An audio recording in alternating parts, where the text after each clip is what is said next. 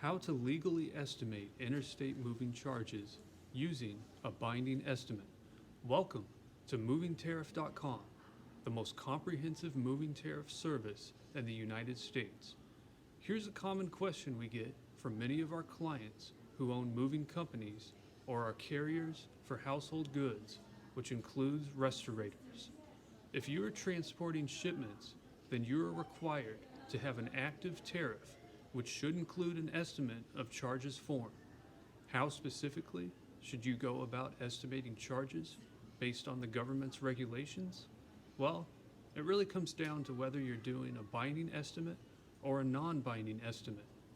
Knowing the rules and regulations in this industry is absolutely crucial. All it takes is one simple mistake by you or your employees. Next thing you know, the government could fine you tens or hundreds of thousands of dollars into non-existence.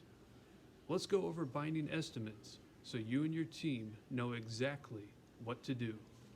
First of all, you have the right to charge your customers anytime you give them a binding estimate. Make sure your binding estimate clearly describes the shipment and each specific service that you're providing. Be very careful with the numbers on your binding estimates. Why? Because once a customer receives a binding estimate, they're not required to pay any more money than the estimated total once the shipment's delivered. If your customer requested to have you provide additional services after the estimate, you have every right to collect the charges for those services as soon as the shipment is delivered. Remember, the binding estimate must be in writing, and it's mandatory that you provide your customer with a copy of the agreement. Some of our clients wonder what they should do if customers are unable to pay or refuse to pay when the shipment's delivered. The most common tactic, which is also recommended by the government, is for the mover to place the shipment in storage at the customer's expense. The shipment should remain in storage until the customer pays. Your team should keep these 8 important factors in mind whenever they're conducting binding estimates. Number 1, you have to retain a copy of each binding estimate as an attachment to the bill of lading. 2, you have to clearly indicate that the estimate is binding for both you and your customer. Each binding estimate must clearly indicate that all charges shown are the charges to be assessed for the services that are specifically identified in your estimate. Number 3, you must clearly describe your binding estimate shipments and all the services you've agreed to provide. 4, if before loading the customer's shipment, you think you're moving additional goods, or if the customer is requiring additional services not identified in the binding estimate and an updated agreement can't be reached, you have every right to refuse to service the shipment. If you and your customer work things out and you agree to service the shipment, the government requires you to take one of the following 3 actions. Action 1, reaffirm the binding estimate. Action 2, negotiate a revised binding estimate that lists the additional goods or services. If you go this route, the agreement needs to be written. A verbal agreement has no legal protection whatsoever. Or Action 3, add an attachment to the contract in writing that says you and the customer now consider the original binding estimate to be a non-binding estimate. This usually seriously affects how much the customer is going to pay for their shipment. Let the customer know that the pricing is going to change.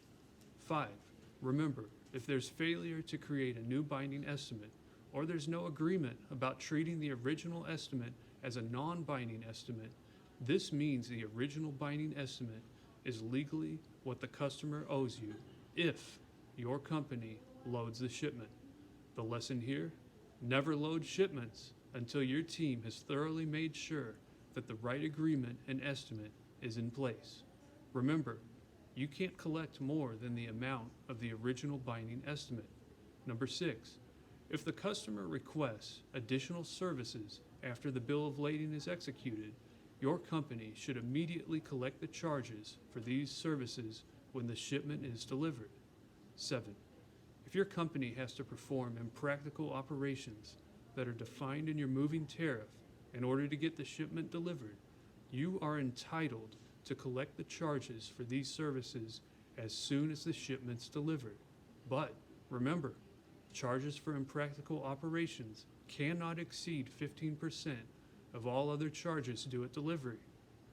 Any remaining impractical operations charges must be paid by your customer within 30 days after the customer receives his or her freight bill. Number 8, failure of your company to relinquish possession of a shipment upon the customer's offer to pay the binding estimate amount plus the cost of any additional services that the customer requested after the contract was executed constitutes failure to transport a shipment with reasonable dispatch and subjects your company to cargo delay claims. These are claims that you want to avoid at all costs. Otherwise, the cost may be tens of thousands of dollars that you'll have to pay the government. Being successful in this industry is understanding the law correctly. Thanks so much for watching, and our staff is here for you for more information. Please check out our other videos and give us a call at any point. And remember, always check out our website to stay updated at movingtariff.com. Be sure to subscribe to our channel and watch our other videos on subjects concerning all regulations and changes in the moving industry. If you want to learn more about other types of interstate moving estimates, such as the non-binding estimate, please check out our video on the subject right now.